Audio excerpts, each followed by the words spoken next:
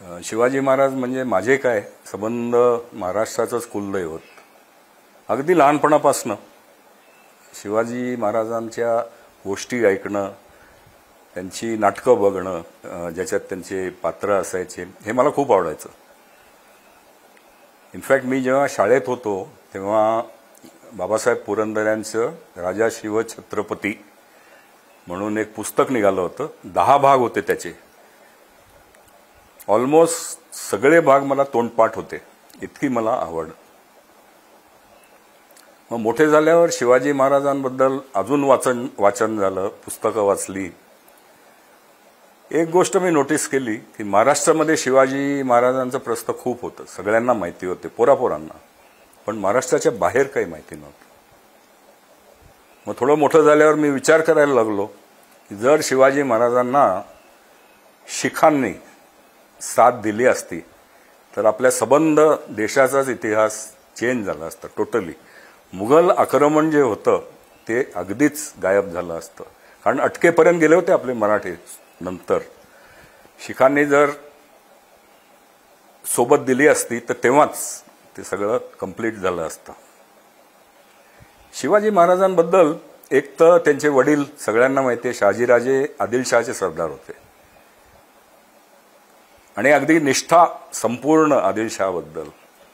पण त्यांनी जेव्हा जिजाबाईंना, आऊसाहेबांना इकडे पाठवलं शिवाजीराजांबरोबर, तेव्हा त्यांच्या मनातही ते विचार होते की आपलं थोडंसं स्वराज्य झालं पाहिजे.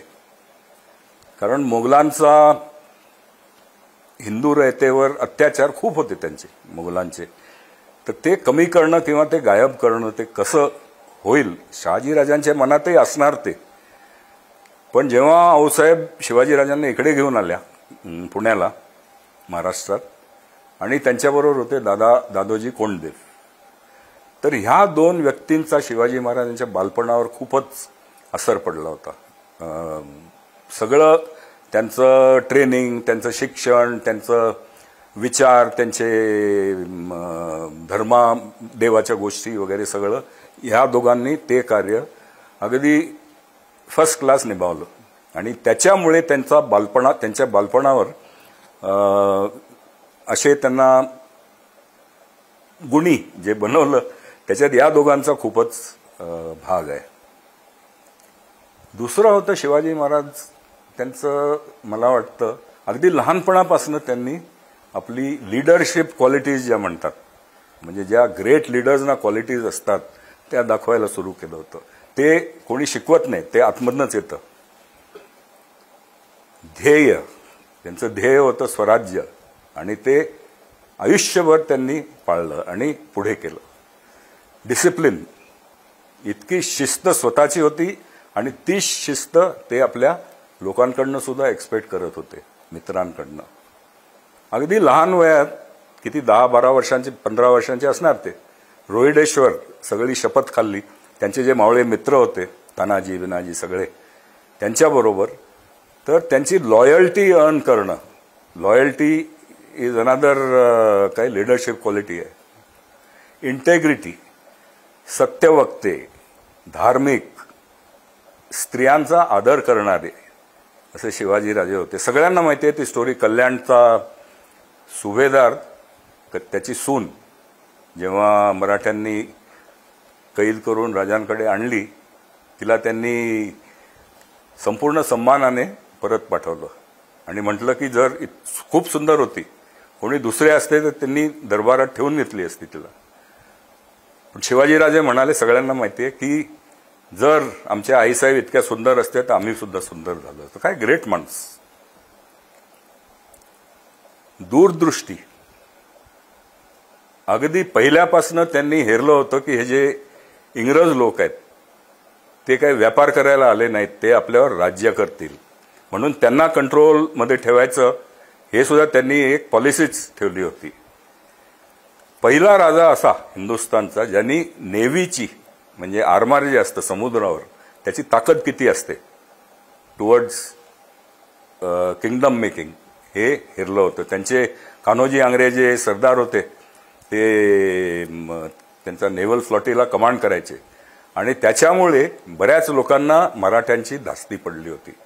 आपले लँड बॅटल तर होतच, पण समुद्रामध्ये सुद्धा दबदबा होता मराठ्यांचा. सिद्धीला नेहमी त्यांनी कंट्रोलमध्ये ठेवलं होतं.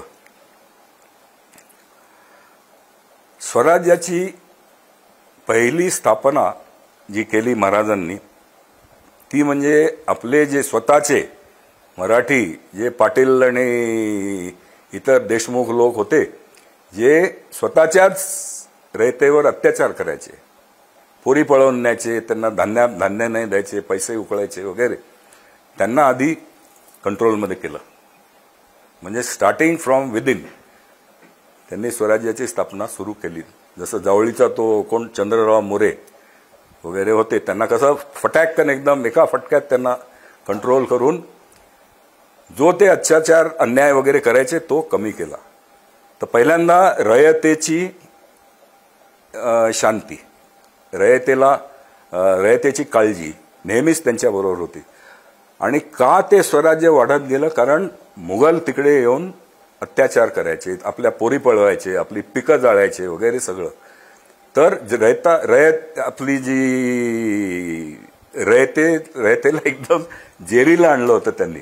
तर ते पहिले थांबवायला, कारण रयतेला सुद्धा माहिती पाहिजे की राजा कोण आहे, आपल्याला सपोर्ट करतो कोण काय, म्हणून त्यांनी आधी स्वराज्याच्या आजूबाजूला सिक्युरिटीला ठाणे ठेवले, किल्ले बांधले, जे इतर किल्ले होते ते कॅप्चर केले. आणि अशी ही सिक्युरिटी रिंग आपल्या मराठी स्वराज्याच्या आजूबाजूला त्यांनी केली. नॉर्थला आणि साऊथला सुद्धा, बिजापूर आणि हे सगळे जे होते त्यांच्या अगेन्स्ट. आपले किल्ले तर खूप फेमस आहेत. पन्हाळा काय झाला कोल्हापूरला, आपला सिंहगड काय झाला पुण्याला, आणि प्रत्येकाच्या मागे एक स्टोरी आहे. तर ते एक तर लक्षात घेणं की किल्ल्याचा काय इम्पॉर्टन्स असतो आणि कुठला किल्ला आपल्याला पाहिजे, हे सगळं करून शिवाजीराजांनी आपली स्वराज्याची आयडिया पुढे नेली होती. बुद्धी, आग्र्याला जेव्हा गेले आणि त्यांना कॅप्चर केलं ते आणि संभाजीराजे औरंगजेबनी, तेव्हा किती चतुरपणा करून ते निघाले तिकडनं. फारच सुंदर. ती स्टोरी सुद्धा सगळ्यांनाच माहिती आहे, कसं मिठाईच्या पिटाऱ्यामधनं ते निघून आले. आणखीन एक सुंदर गोष्ट होती शिवाजी महाराजांची की त्यांना राजकारण खूप छान यायचं. कोणाला भीड द्यायची आणि कोणाला ढील द्यायची हे त्यांना एकदम फर्स्ट क्लास माहिती होतं. त्यामुळे राजा औरंगजेबला त्यांनी बराच वेळ तुंगत ठेवलं आणि त्याला येऊ नाही दिलं दख्खनमध्ये शेवटपर्यंत. स्ट्रॅटेजी म्हणजे छोट्या छोट्या लढायाने संपूर्ण स्ट्रॅटेजी काय आहे आपली ते त्यांना बरोबर माहिती होतं. एक तर निधडी छाती, ते अफजल खानाबरोबर. ते आता शिवाजीराजे इतके, अफजल खान तो एवढा मोठा पण त्याला टक्कर दिली, कोथळा काढला त्याचा बाहेर. Great man. लिडरशिपची क्वालिटी आहे, शौर्य, करेज, ॲम्पल करेज.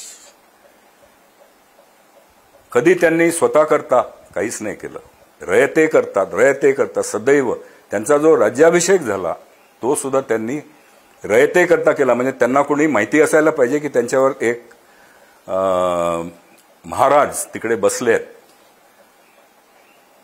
काय गोब्राह्मण प्रतिपालक आणि काय काय त्यांचे डिस्क्रिप्शन होते. तर शिवाजी म्हणजे ग्रेट, अगदी ग्रेट राजा.